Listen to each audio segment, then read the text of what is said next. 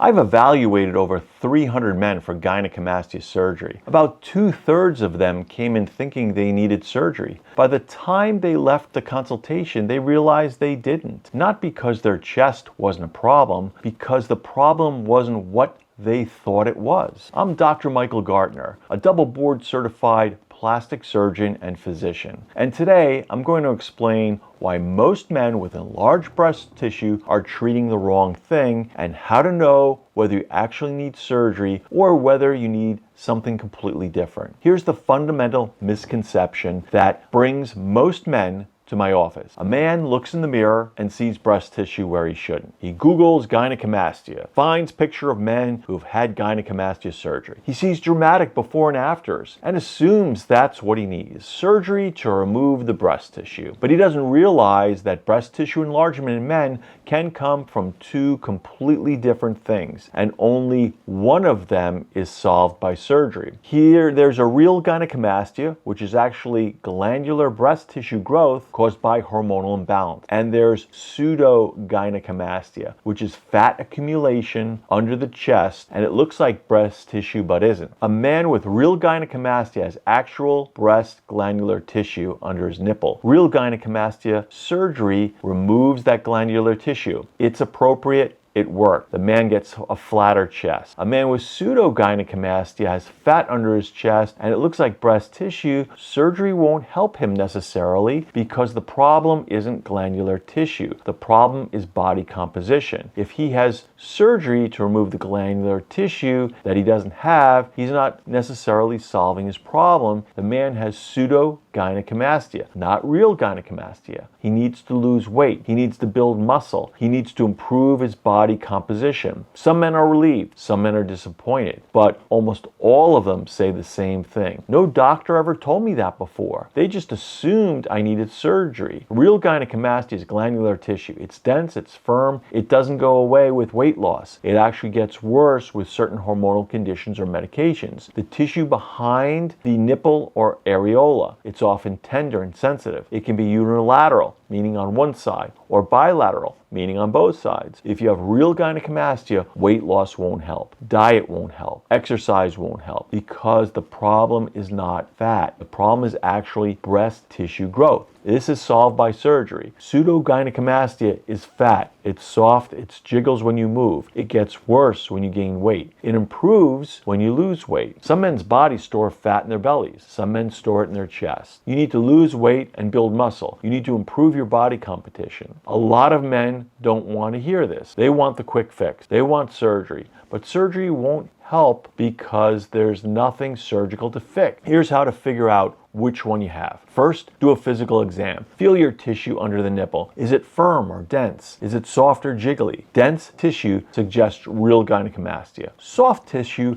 suggests pseudo-gynecomastia. Second, think about your weight history. Has this always been present even when you were lean? Or does it get worse when you gain weight and better when you lose weight? It's not always there, even when you're lean. That's more consistent with real gynecomastia. If it changes with weight, that's pseudo-gynecomastia. Third, think about your diet and exercise. Have you tried losing weight and building muscle? The gold standard for figuring this out is an ultrasound or physical exam by a surgeon. Real gynecomastia is usually caused by one of a few things: hormonal imbalance, where estrogen is too high relative to testosterone, medications like steroids and certain other drugs, idiopathic, meaning we don't know why. Sometimes it's related to liver disease or kidney disease or thyroid disease. Sometimes it's from marijuana use. Too much marijuana can cause gynecomastia and you to grow female breasts. Sometimes it's just how the man's body is. Here's what's important. Before you have surgery for gynecomastia, you should get evaluated and understand why you have it, because sometimes there's an underlying cause that needs to be treated. I've seen men who've had gynecomastia surgery, it worked, and then years later it came back because they had an underlying hormonal condition that wasn't treated, or they went back on the medication that caused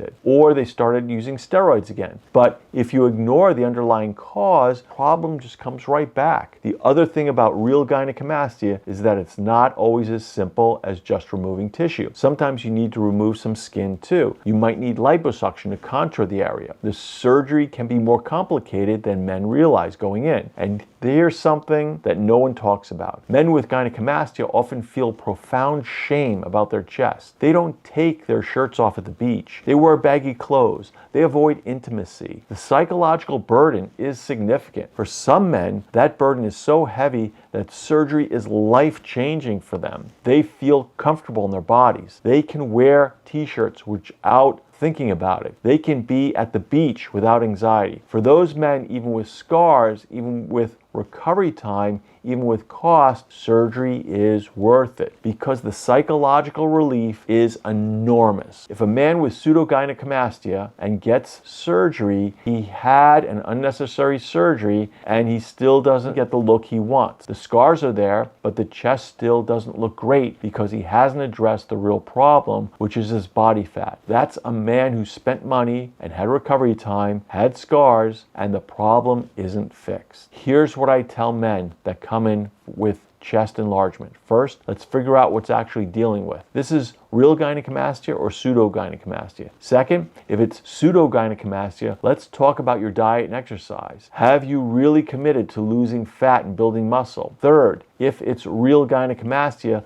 let's try and figure out what's causing it. Is there an underlying medical issue? Is it medically related? Is it from medication? Is it idiopathic? Fourth, if surgery is appropriate, let's talk about what's actually involved, scars, recovery time, cost, the realistic result. Some men come in thinking they need surgery and leave realizing they need to lose weight and build muscle. Some men realize they're not psychologically ready yet. Some men realize the psychological burden is so heavy that surgery is worth it despite the scars and the recovery. Some men come in expecting perfect definition and sculpting. That's not realistic after gynecomastia surgery. A good surgeon chooses the technique based on what needs to be done, not based on what sounds best or what takes the least amount of time. You're not going to look perfect at 2 weeks, might not look perfect at 3 months. The final result takes months to show up. If you go into surgery expecting perfection, immediately you're going to be disappointed. If you had surgery because of use of steroids and then you go back on those steroids, you can develop gynecomastia again. If you've had surgery because of a medication and then go back on that medication,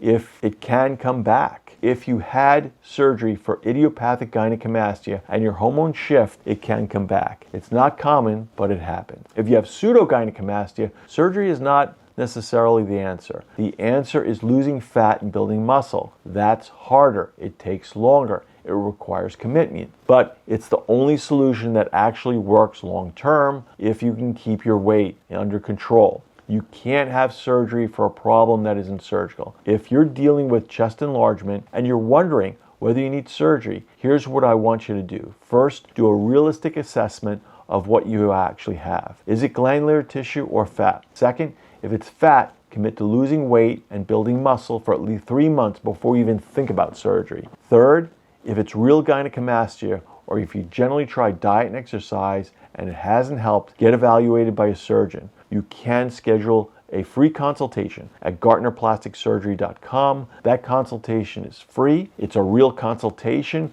where I tell you honestly whether you need surgery or whether you should try diet and exercise. If surgery is appropriate, I'll explain what that involves. If it's not, I'll tell you that. Either way, you'll walk out knowing exactly what you're dealing with. If you have real gynecomastia, surgery is a great option. Only if you understand what's causing it and you're prepared for surgery and what it actually involves.